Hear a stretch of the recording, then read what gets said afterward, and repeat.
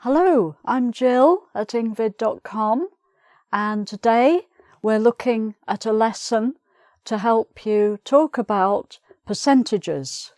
Okay, the idea of the percentage, numbers out of 100, okay, percent, something, 10%, that sort of thing. Okay, so this is to do with statistics and figures. You might find it useful if you're taking the IELTS exam or any other exam where they give you some figures and some percentages and you have to write something about them in one of the tests. Okay, you might be using figures and percentages in your work or in a course that you're studying. So it's useful to be able to talk about the percentages in English, okay? So you might see the figures in a table, in a chart, some kind of graphic form. You might have a map of the world, a map of the world or map of a country with percentages set out on it. There could be some colour coding to do with, connected with the way the percentages are being displayed, anything like that, okay. So let's have a look at some of the language that is used with the numbers and with the percentages to explain how you talk about the figures. So it's often the percentage is used to show that there has been an increase in something. So there has been an increase of 25% in something, like an increase of 25% in the sale of cars, something like that. So sales figures, it can be useful for that, an increase of 25%. Or you can say sales are increasing by 25%, or rising, the sales are rising, or whatever it is rising or climbing, or there is an upward trend, a sort of in the direction of more and more of something being sold, or more and more people watching a television program, more and more people watching a video on YouTube, for example, is an upward trend, okay? And then the opposite of that, if the figures go down, there's a decrease of, for example, 10%. So the sales are decreasing by 10%, or sales are falling or declining, or there is a downward trend. We had upward trend here. A downward trend means less and less of something is being sold, or there are the viewing figures are getting lower and lower, something like that. A downward trend, meaning people are losing interest in something, okay? You can also talk about the population of a country or a city or the world. So you can say something like more than 90% of the population own a television set or own a computer, anything like that. Without the figure, you can also say a large percentage of the population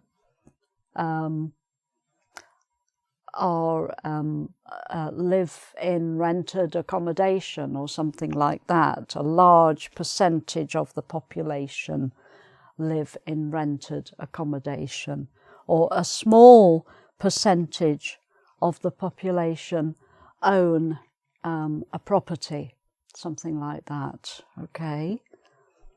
And then you can talk about the percentage of people who own a car has increased, so we're back to increase, or has decreased, the percentage of people who, and then you go on to fill in the details of what it is. Okay, so that's just a summary of the kind of vocabulary you use with percentages, and we're going to go on in the next part of the lesson to look at a particular topic and see what some of the percentage figures are for that topic. Okay, so let's have a look at a particular topic and use percentages to illustrate that topic. Okay, so the topic we've chosen is called literacy. So if you're not familiar with that word, it means whether someone is able to read and write. So I'm sure everyone watching this video can probably read and write to a good standard, because not only do you know your own language, but here you are watching this video learning another language, English, okay? So you are probably, you have no literacy problems. So if someone is literate, it means they can read and write. If someone is illiterate, the beginning part there, ill, is the negative prefix. We have a lesson on negative prefixes, so look out for that one. If someone is illiterate, they have never learned to read and write. Okay, I'm sure they can communicate verbally, they can talk and hear and understand people verbally, but it's the reading and the writing which is the problem. So literacy is what we're looking at now, and applying some percentages to it to try to understand what the situation is. So there are lots of figures on the internet for different countries, because different countries have different literacy levels. Some countries, most people, more than 90% of people, are literate. They can read and write.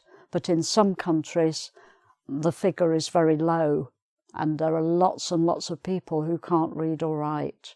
So it varies from country to country.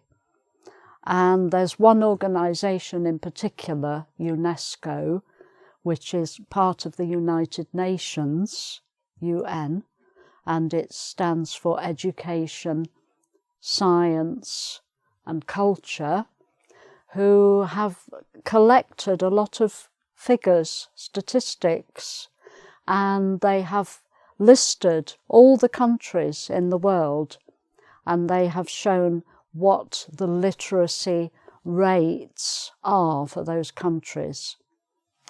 And I just wanted to mention this phrase, naming and shaming. So in this lesson, I'm not doing any naming and shaming. That means naming a particular country that has a very bad record for literacy, and then causing them shame, showing how bad they are at not teaching their people to read and write. Naming and shaming is a very good phrase to use. You can hear that it rhymes, naming, shaming. It's a very useful phrase for all sorts of things. So in this lesson, I personally am not naming and shaming any countries, but you can find those countries on the UNESCO website. You can see which ones have a bad record for literacy, okay? And the countries also that have a very good record. Okay, so just to go over how the words are used with the percentages. So, for example, 88% of people in the world were illiterate. So when you use a percentage number, you can say 88% of people were or are something. And you can also say only, if it's a low number, only 17% are illiterate. Okay, so that's different ways of using words on either side of the percentage figure, right? And then here you can use the word rates, which is useful. Literacy rates are below. So you can use rates below, rates are below, and you can also say rates are above, whether they're above or below. Rates are below the 30%. Okay, so that's just some examples of how you can use the words connected with the figures. Right, so we'll move on now and look at the final part of the lesson and just to finish off this subject. Okay, so just to round off this subject and also look at some more ways of using percentages with other words, we'll look at a few more statistics connected with literacy. Okay, so we have a few sentences here that contain percentages. So, for example, adult literacy rates are greater than 90% in some countries. So that's the better literacy rates in some countries. More than 90% of people are literate. So you can talk about rates. Literacy rates are greater than, and then the percentage, greater than 90% in some countries, okay? And then also you can give an approximate percentage by saying around, or you could say about, around or about. So the global, meaning for the whole world, the global adult literacy rate is around or about 84%. Okay, so that's just for adults, not for children. So the figures will vary according to whether children are included or not included, or whether the figures for children is shown separately. Okay, so around 84%. And then no percentage in this sentence, but we have a large figure, 775 million adults, that's in the whole world, lack, meaning they don't have, minimum, the basic literacy skills, meaning that large number of adults cannot read and write very well at all. They don't even have the basic literacy skills to be able to write their name, for example, or the name or the name of the place where they live, anything like that. Okay.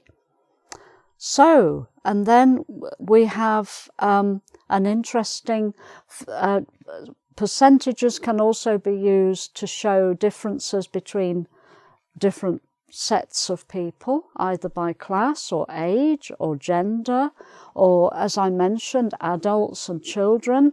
So here we're just looking at the gender difference for literacy between men and women. Okay, so again, using a percentage here, 90%, and the word rate, the global, meaning the whole world, the global literacy rate for all males, all men, is 90%. So the rate for a particular group of people is 90%, okay? So that's high. That's globally, that's the whole world, on average, 90%. So that's quite high. And then again for women, the global literacy rate for all females, for women, is a little bit lower, 82.7%. Sometimes you get a little dot there and you just say point. It's actually a decimal point.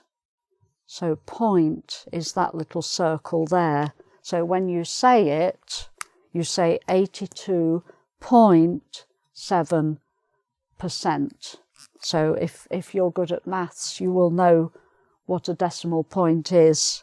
It's 82 and almost 83 really. If it's 0.7, a little bit more and it would be 83%, but it's not quite 83%. So that's lower for women than for men. So it shows there's a slight difference, but that very slight difference represents a very large number of people, because we're talking about the whole world here, the population of the whole world. Okay, so you can also put it this way and use a fraction rather than a percentage, 2/3. So women represent almost 2/3 of all illiterate adults globally. So if women are 2/3, then men are just 1/3. So that's a lot more women than men are illiterate. 2/3 of women are illiterate, 1/3 of men. So that's quite a big difference. Also things like access to the internet. A lot more men globally have access to the internet, and it's a bit similar really. 2/3 men, 1/3 women. So that's also not a very equal situation. So you can use what's called a fraction as well, 2/3, 1/3, to show a situation. So women represent almost 2/3 of all illiterate adults globally. Okay. And then you can say something like the gender difference is most noticeable in, and then you can name and shame a country or more than one country. Once you've had a look at the UNESCO website, you will know which countries have the worst record for illiteracy. And also because the UNESCO figures show in columns male literacy, female literacy in percentages, you can see the difference. And for some countries, there's a wide difference in literacy. Okay.